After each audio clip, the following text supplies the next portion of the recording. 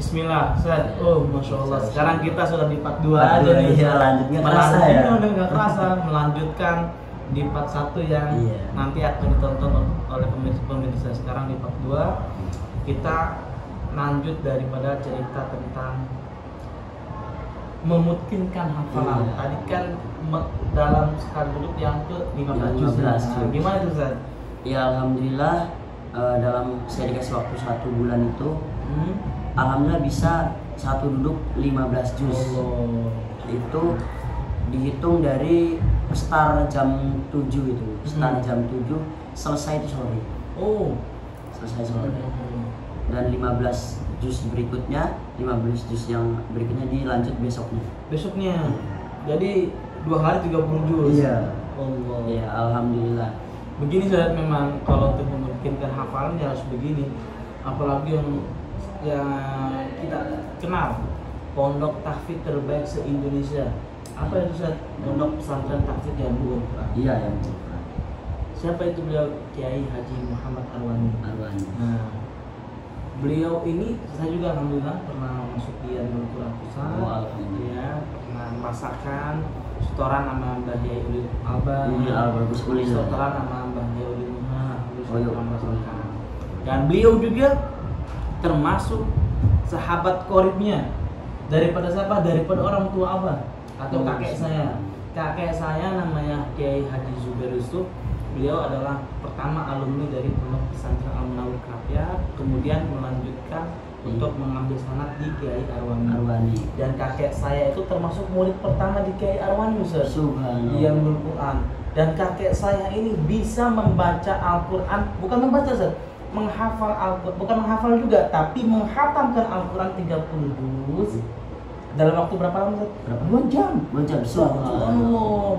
Saya awal tidak percaya, tapi saya nanya langsung daripada nenek saya, istrinya Mbah Zubair.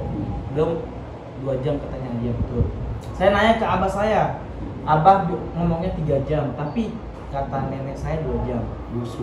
Dan ini cerita nyata, fakta.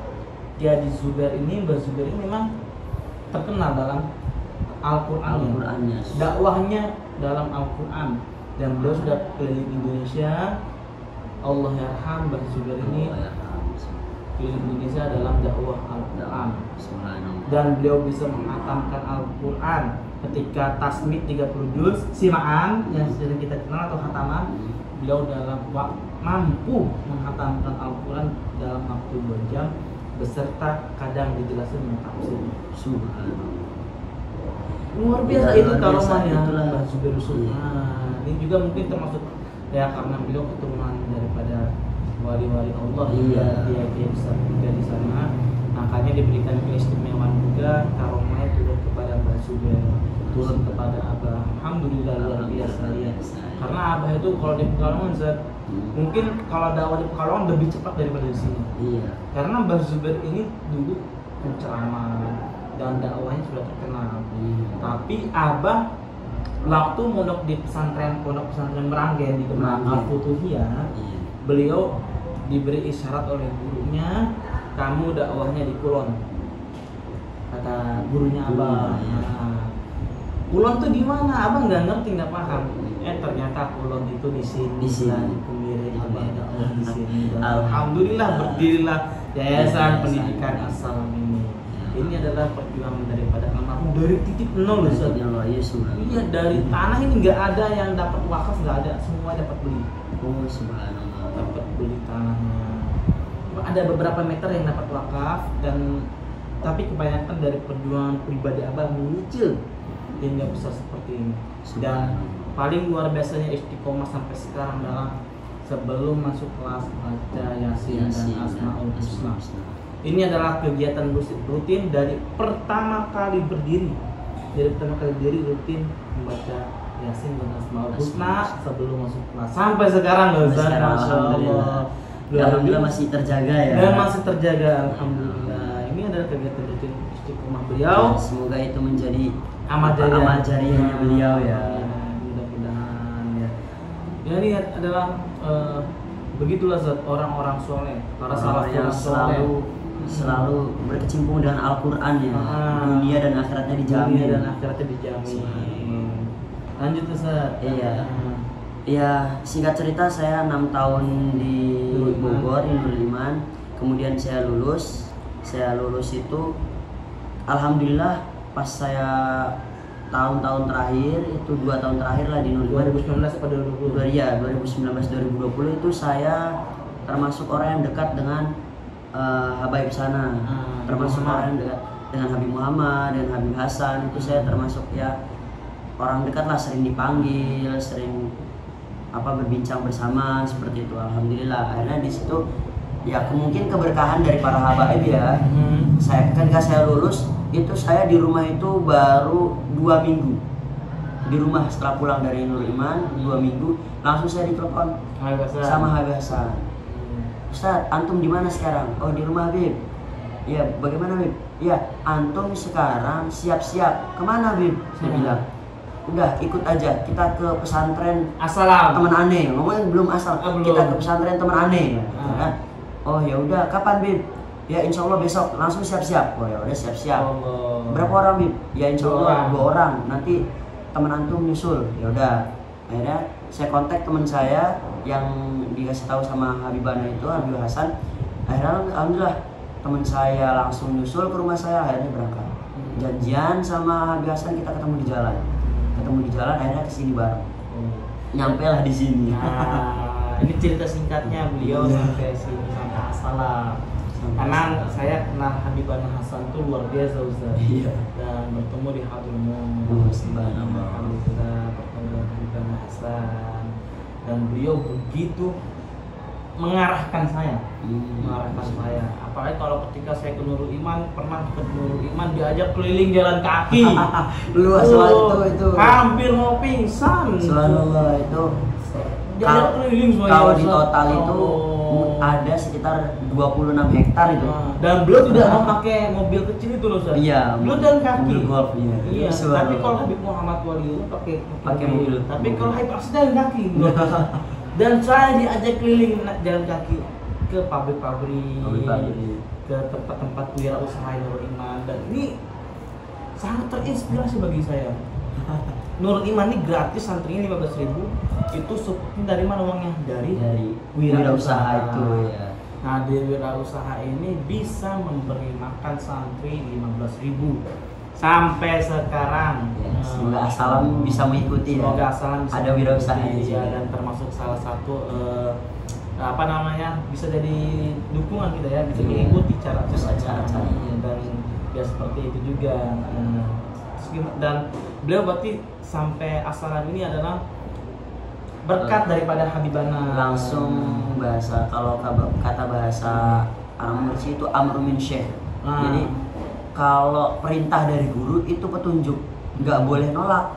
Adabnya seorang santri kalau disuruh sama guru ya nggak boleh nolak. Betul. Itu semua petunjuk. Akhirnya Bismillah sam'an wa ta'atan samina wa ta'ana. Bismillah saya berangkat. Allah. Padahal antum kalau nggak ada corona sebenarnya saja, antum mungkin udah nikah saja pernikahan. Iya. Ini saya nih. Juga kalau nggak ada corona itu kemungkinan saya nggak di sini. Udah nggak di sini. Saya udah masih di Nurul Iman dan memang yang satunya kakaknya beliau Habib Hasan yang Habib Muhammad itu pengen saya masih tetap di Nurul Iman dan ngabdi di sana lah sampai tua gitu dikasih. Iya. Ini kalau nggak ada corona, tapi ya namanya ya itu tadi amru min syekh itu sebuah petunjuk gitu. Ya Bismillah aja berangkat. Iya, ini kalau nggak ada corona udah nggak jomblo nih pemirsa. Udah nggak jomblo saja. Iya, kalau nggak ada corona. Tapi karena ada corona pernikahan berakat nggak ada dan antum mungkin keluar dari Nurul Iman dan alhamdulillah bisa sampai Assalam ini dan sangat membantu di pondok pesantren Assalam ini. Iya. Begitu semangatnya, bahkan kemarin sempat sakit beliau terus belajar mengajar, terus mengimami, terus masya Allah beliau sangat himmatul dakwah, sangat semangat dalam dakwah ini. Ya, Bismillah. Mudah-mudahan sampai akhirat nanti saja sampai kita tutup mata, mudah-mudahan kita terus semangat dalam dakwah ya Allah. Perjuangan dakwah Rasulullah Sallallahu Alaihi Wasallam. Nah, sekarang gini Ustaz. Iya. Sekarang kan udah di Assalam. Gimana sih caranya antum mendidik santri, cara antum mengajarkan santri di pondok pesantren ini? Ini kan mungkin yang salah satu pertanyaan pemirsa ya, Iya. dan mereka bingung. Bro, Ustadz kan tuh ntar gimana ngajarnya, gini. Nah, sekarang kita dengarkan gimana caranya antum pembelajaran pengajarannya di Pondok Pesantren As-Salamin dalam kondisi antum seperti ini. Bagi saya mengajar atau bahasa kasarnya bukan mengajar ya, belajar bersama. Bagi saya kita menegakkan kalimat Allah itu bukan hanya sekedar di ngajar, tapi kita aktivitas keseharian kita pun itu sama, mencerminkan kita meninggikan kalimat-kalimat Allah seperti itu. Makanya saya bagi kategori mengajar itu dua, di yang resmi di dalam ruangan dan dengan di luar ruangan, di keseharian sehari-hari. Makanya saya itu ya bahasnya ya dibilang ustadz, tapi membaur dengan anak-anak, bercanda bareng anak-anak. Karena kalau kita nggak bercanda, kalau kita nggak gabung sama anak-anak, bagaimana kita mau membawa anak-anak gitu? Kita tahu dunia anak-anak kan gitu. Makanya saya ya kalau jalan sama anak-anak biasa bareng, apa bercanda bareng. Tapi di sela-sela itu saya sisipkan dakwahnya seperti itu. Nah itu alhamdulillah mengena. Dan kalau untuk di kelas ya biasa saya memang alhamdulillah dikasih mata pelajaran kitab-kitab kuning yang memang dulu pernah saya hafal seperti itu, seperti ya Imriti, Jurumiyah, Amsilatul Tasrif, Awamil, Fathul Qorib, Aqidatul Awam.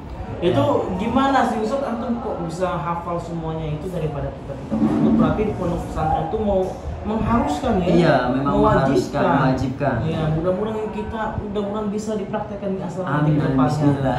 Kita bikin program tahfidzul Quran wa qiraatul kutub. Nah, yang kutubnya ini wajib menghafal kitab-kitab yang dipelajari. Nah, ini asal Ustadz. Iya, dan bismillah. ini bisa nanti bisa bermanfaat ketika beliau sudah besar, ketika beliau santri-santri ketika sudah terjun di masyarakat, sudah dakwah, ini akan kerasa manfaat seperti ini. Iya betul. Nah, terus gimana Ustadz itu antum bisa? Ya akhirnya saya kalau ngajar ya nggak pernah bawa kitab. Betul ya. Cukup spidol. Ya cukup spidol dan bawa HP pun karena cuma untuk melihat waktu aja, mendengarkan waktu. Ya setelah itu ya udah kalau ada yang perlu ditulis ya saya suruh ada satu santri kepercayaan saya untuk nulis yang ya saya yakin dia nggak akan berbohong. Kepercayaan saya untuk nulis di papan tulis. Sudah nulis ya sudah ngertiin kitab ya seperti biasa, ngertiin kitab seperti itu. Ya alhamdulillah sampai saat ini berjalan dengan baik dan alhamdulillah saya merasa bahagia, merasa ya memang ini dunia saya seperti itu. Memang ini merasa dunia saya dan saya merasa bahagia dekat dengan anak-anak seperti itu. Anak-anak itu seperti ya anak saya sendiri atau adik-adik saya sendiri seperti itu. Mereka saya senang, mereka pun harus senang. Mereka sakit, saya pun harus sakit seperti itu ya. Kita bareng-bareng bismillah. Satu atap ya satu dapur gitu kan. Satu WC juga ya. Tapi beda kamar ya. Beda kamar. Ya alhamdulillah bisa. Nah, berarti cara pengajaran antum memberikan pembelajaran kepada anak-anak itu pertama dengan membauri dengan anak-anak, kedua dengan di dalam ruangan. Allah luar biasa. Memang akhlak seorang guru itu harus kita harus kita praktekkan di depan anak-anak, diperlihatkan, dipertontonkan supaya menjadi tuntunan. Betul. Ditonton supaya jadi tuntun. Seperti sebagaimana guru kita bersama Habib Umar bin Hafidh. Iya. Semua pergerakannya Kamis dari Rasulullah SAW, semuanya seperti Rasulullah. Daripada jalannya Rasulullah itu cepat, dan jalannya Habib pun cepat. Daripada banyaklah semua aktivitas keseharian daripada Habib Umar bin Muhammad bin Salim bin Hafidh, beliau adalah semuanya seperti Rasulullah SAW. Dan ini tontonan menjadi tuntunan. Nah, ini luar biasa. Dan mudah-mudahan asatid di sini juga tontonan dan menjadi tuntunan ya. Bismillah ya. Ya bismillah. Berusaha kita mendidik santri-santri ya. Namanya mendidik santri zaman now itu beda daripada mendidik santri zaman dulu. Tantangannya lebih keras lagi, lebih berat lagi tantangannya. Makanya kita dihina sama santri biasa. Iya. Kita kalau semua pengen disukai sama semua orang, semua masyarakat, semua santri, susah. Jangankan kita Rasulullah aja udah gak suka, ya wajar lah. Sekelas Rasulullah dalam dakwah aja banyak yang membenci. bahkan melempar kotoran ya. Iya. Allahu Akbar. Ya apalagi kita hanya dikatain, hanya diledek, udah nyerah, itu bukan sifat-sifat Rasulullah banget, tidak Bukan mencerminkan sifat pendakwah. pendakwah banget. Betul, iya. Betul. Ya, memang hal seperti ini memang hal biasa dalam dakwah. Iya, banyak guru kita semua, banyak ada yang suka, ada yang nggak suka. Begitulah dalam dakwah dia. Biasalah. Habib Umar pun kalau ditarik, baik yang nggak suka, ada beberapa yang nggak suka juga Ustaz daripada kalangan sebelah. Iya. Makanya apa? Mobilnya Habib Umar anti peluru, tahan peluru. Gerbangnya Habib Umar tahan peluru, otomatis lagi. Luar biasa. Karena ada beberapa yang nggak suka. Karena di Yaman ini karena sudah ada guru kita, Allah yarham, siapa gitu yang suka mengobati, yang suka atau tabib, disebut tabib ya. Tabib. Nah, suatu cerita itu ada orang pada hari Jumat datang ke tabib itu. Habib siapa namanya lupa saya. Nah, padahal hari Jumat kalau di tabib itu nggak ada yang namu, nggak ada yang berkunjung. Tapi itu hari Jumat berkunjung ke tabib itu terkenal. Habis itu tabib itu mungkin tahu karena beliau adalah termasuk salah satu wali Allah. Ya. Tahu bahwasannya beliau itu orang datang ke sini itu untuk membunuh beliau. Maka dari itu ketika orang itu datang kepada tabib, udah kamu duduk di situ di bawah, saya ke atas. Habis itu tabib itu mandi, ganti baju, semua pakai pakaian putih, makin minyak wangi, lagi sholat duha atau sholat apa gitu. Dan habis itu tamu itu datang naik ke atas. Tiba-tiba lagi sholat ditembak. Allah ya meninggal. Dan keluarganya ada yang tahu. Wala dikejar, di ini nggak ada apa-apain. Karena memang sudah pasrah ya.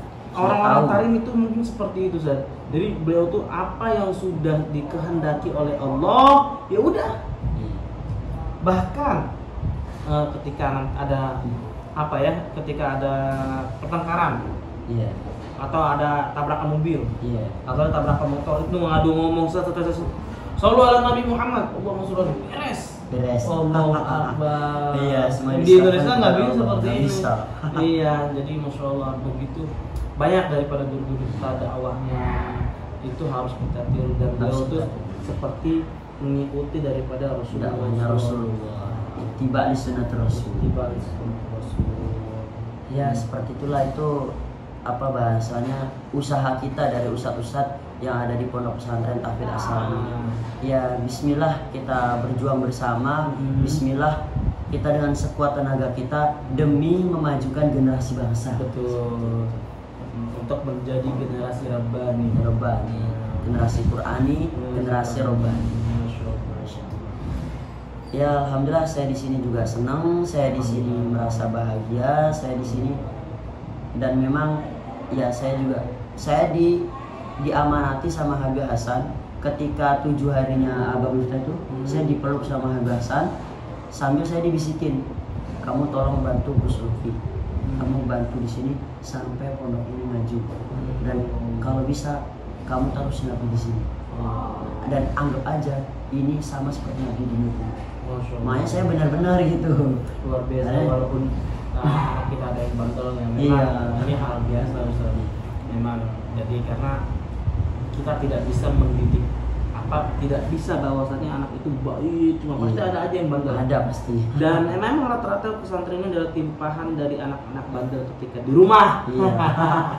Jadi kita harus sabar, namanya dakwah, mudah-mudahan bismillah. Ini adalah salah satu amal dari kita nanti di akhirat. Kita mendidik santri, mendidik anak-anak untuk menghafal Al-Quran, untuk belajar, untuk mengenal Allah. Laulal murabbi ma araftu rabbi. Oke, pemirsa, mungkin cukup sekian part 2. Nanti mungkin ada part-part berikutnya dengan tema yang berbeda-beda. Kita tunggu saja. Mungkin hari ini kita cukup, di part 2 ini kita cukup. Kurang lebihnya mohon maaf apabila ada kata-kata yang ada kata-kata salah dari kita. Jangan diikuti ya, jangan, dan mohon maaf dari kita berdua. Dan apabila ada kata-kata yang baik yang bisa memotivasi para penonton, bismillah diikuti dan mudah-mudahan bisa dipraktekkan. Mungkin cukup sekian dari kita berdua, kurang lebihnya mohon maaf. Wassalamualaikum warahmatullahi wabarakatuh.